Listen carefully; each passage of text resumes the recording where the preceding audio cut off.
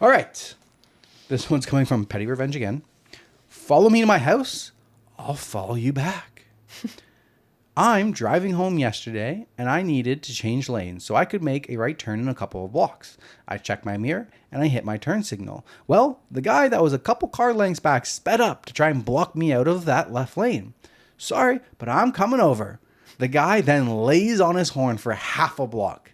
I laughed and waved. I even used all my fingers, not just the middle one.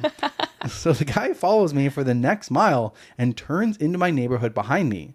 Not unusual since there are some apartments there. He follows me for a couple more turns and then I start to pay close attention.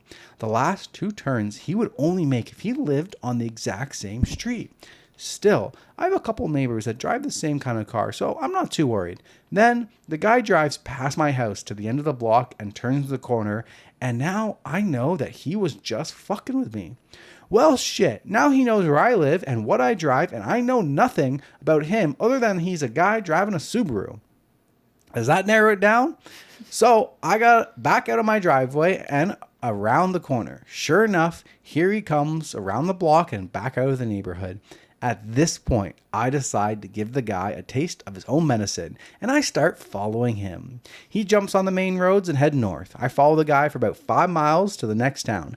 He's driving okay, and I'm keeping a good, safe distance, but on his tail enough that he knows I'm there.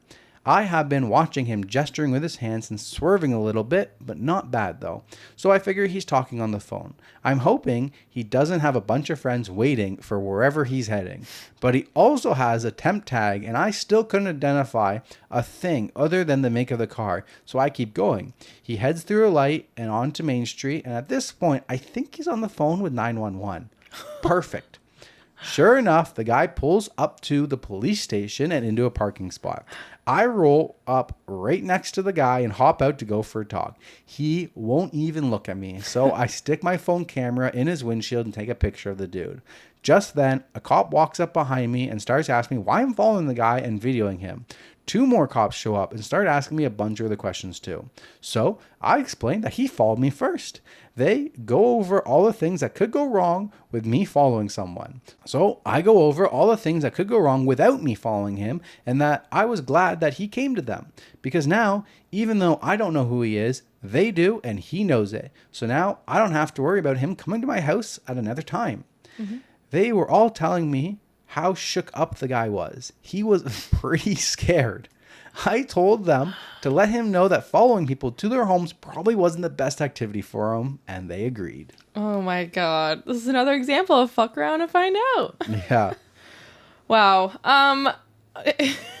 It's a great revenge story, but it could have been worse. Like, you guys need to be careful. Worse. Like, road raging ends in so many horrific accidents and stuff. Like, I do not recommend this at all. I would say if you notice that he's following you, drive past your house. Yeah, I would never have stopped at my house. Never stop at your house. Such a rookie move. Yeah, I've had somebody road rage and follow me, and I did not stop at my house.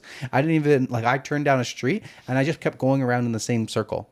Yeah. I just kept going around the block. That's smart. And eventually, once he realized I'm going around the block twice, he just took a left-hand turn. Yeah. And he was because gone. Literally, what are you going to do? Like, oh, yeah.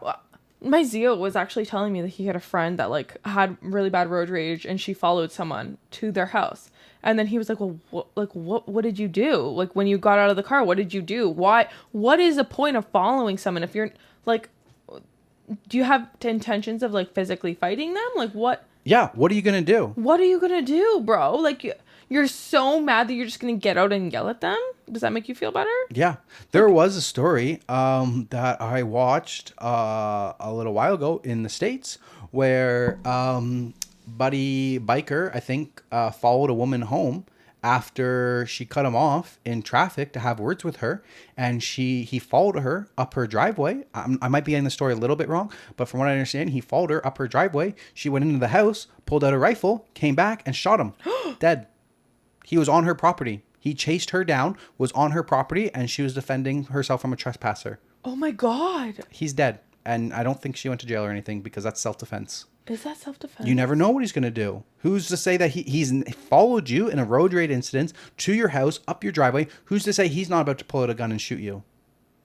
Would that be self-defense in Canada too? No. Canada No, is 'cause we way don't- worse for self-defense rules. I just read something about there was a dude who shot someone in Canada, and he just got off, and they were about to charge him. They were trying to charge him with murder, and his lawyer had to fight and prove that it was self-defense. The 4 people broke in with zip ties and duct tape. Yeah. Wow. And he had like 2 kids, and like he like shot them, and one died. And like then he had to go through. He was being charged with like murder.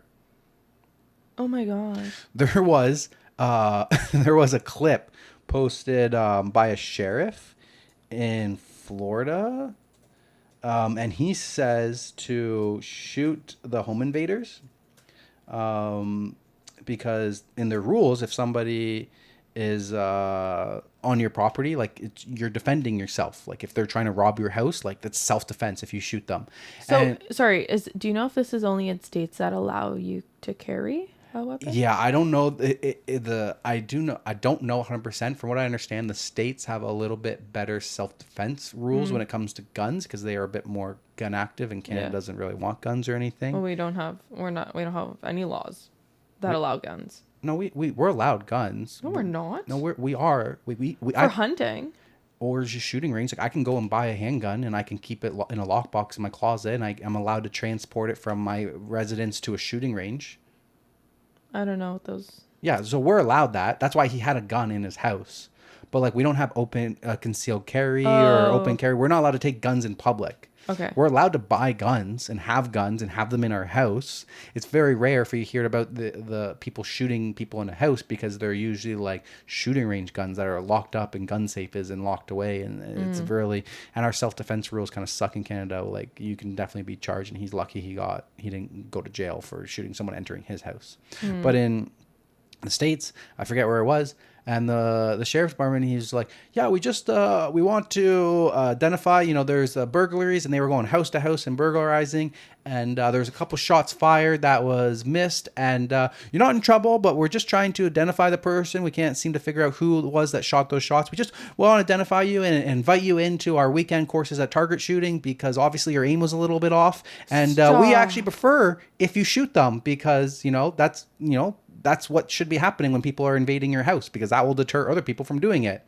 And I'm just like, that's bold, but like I don't really disagree with it. I mean, I don't like. I'm not a big pro gun person or anything. No, I'm but not either. Breaking into someone's house is very scary, and you never know what their intentions are. And I do believe that you should be able to defend yourself. And if firearms are a legal option where you live, then shooting somebody for entering your house shouldn't be a wrong decision, because you never know what they are going to do. I know. I just like sometimes I feel like the lines get blurred, and then.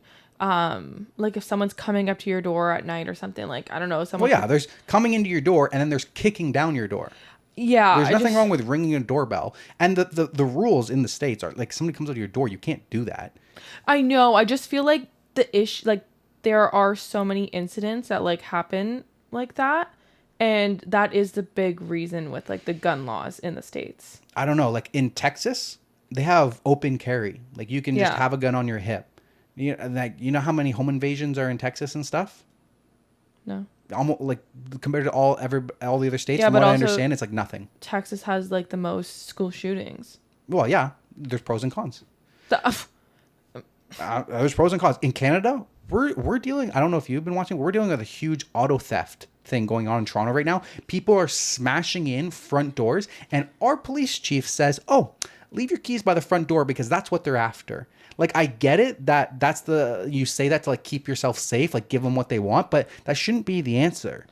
I know. And there should be consequences out there for when people are breaking down doors, zip tying people, and literally going in them with guns, because the criminals still are getting bad guns and are saying, where's your car keys? We're going to go steal your BMW, Audi, Rolls Royce, anything like that. They're breaking down doors now to get into people's houses. Yes. They're actually robbing people at gunpoint in Canada now to get their vehicles on the street. I think there should be definitely consequences, but it shouldn't be on us as citizens to fight them. Or I agree. Like, shouldn't be on us. I don't think we should be carrying guns for that reason. No, I don't think so either. So your point is not really valid. No, my point is I don't think our police chief should be saying give them the keys so that it's easier for them to do it, because that just enables them. Yes, I know, but you're kind of saying like you're defending like the gun, like being able to conceal.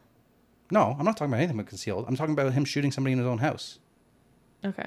I just thought the sheriff's statement was hilarious, but kind of accurate. Like, we prefer if you shoot them, because if you shot them when they entered your house, less people would stop breaking into houses. That's fair. There was another one that I actually, like, this story reminded me of. It was like road rage. I try to stay away from road rage. Like, there's nothing that you're driving and like somebody, merges in front of you. Don't let that make you angry. Aside from the point of, like, you can tell how big a person is by the things that make them angry. You're being a hypocrite right now. You're You're being such a hypocrite right now, bro. Not a hypocrite. I like to think that I don't get road raged as I used to. I'm a lot more of a calmer driver.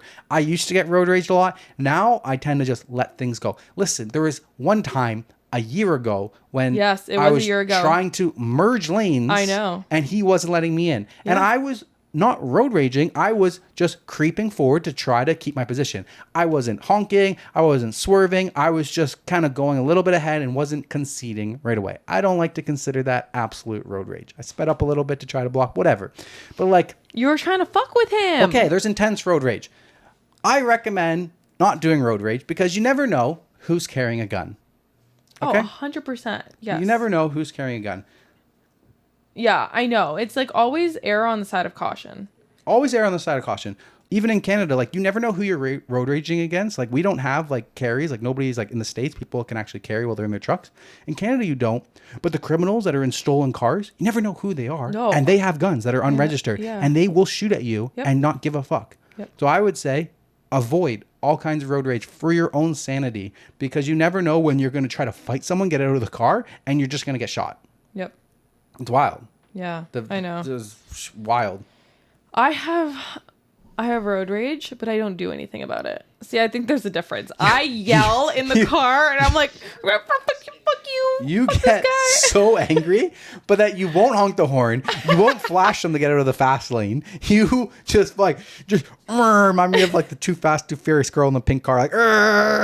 Like you just get so angry. I literally, like, we'll be going somewhere and we'll be having a good day. And she'll still be like, oh, do you want me to drive it? I'm like, no, I'll drive. Because I don't get angry. I can sit in traffic. I can have people cut me off. I can whatever. And I don't get angry anymore. But I want you to stay in a good mood. So because I want you to stay in a good mood, you're not driving. I will drive. You can drive on the way home when there's no traffic on the road. I'm going to drive right now because I don't want you getting angry. Because Teresa's emotions, they swing greatly. And road is one of those things. Like somebody like cuts her off, or somebody's not going fast enough. They won't get out of the fast lane. She won't even like go around them. She'll just be like fuming in the fucking fast lane behind them, being like, why won't this person move out of the way? They're doing 110 in 100 zone. What is this? So yeah, I try to drive. Don't be in the fast lane if you're going 110, bro. I know. That's why I try to drive. But my main message at the end is, like, you never know what people are going to do. So just avoid road raging. Agreed. So many lessons in today's episode. Yeah. All right. Moving along. Yeah.